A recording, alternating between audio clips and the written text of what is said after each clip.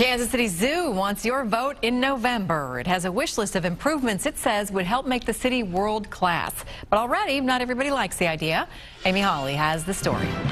Well, how do penguins or a giraffe feeding station or a new elephant exhibit sound? The zoo's new wish list comes at a price, and voters in November will have to decide if they're willing to pay for it. But some are saying the cost of those improvements isn't peanuts. Odds are, if you ask a kid at the Kansas City Zoo what his or her favorite animal exhibit is, the answer will be the lively polar bear, Nikita. Nikita has increased attendance in 1 year by almost 100,000.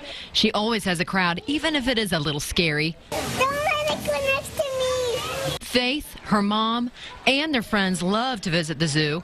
When I first came here, I was very impressed. I was surprised.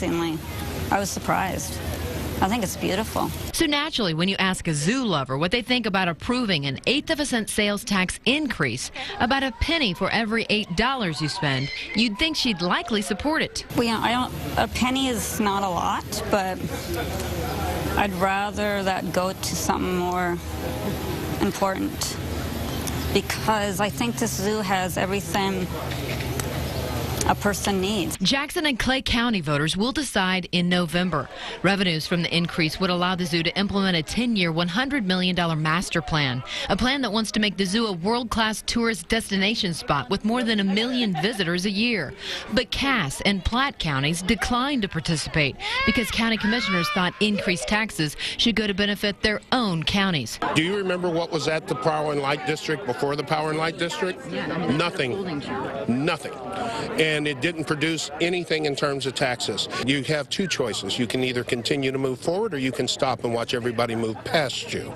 The zoo says the new penguin exhibit alone would bring another 100,000 visitors, many from out of town. Its director says the improvements would help the region. Now, the zoo will go after voters in Platte and Cass County sometime next year if a judge allows it, because it says people from all counties enjoy it. If those in Jackson and Clay approve the sales tax increase, those taxpayers would get a big break on admission. The last time voters approved bond money for the zoo, it passed by almost 70%. Amy Hawley, NBC Action News.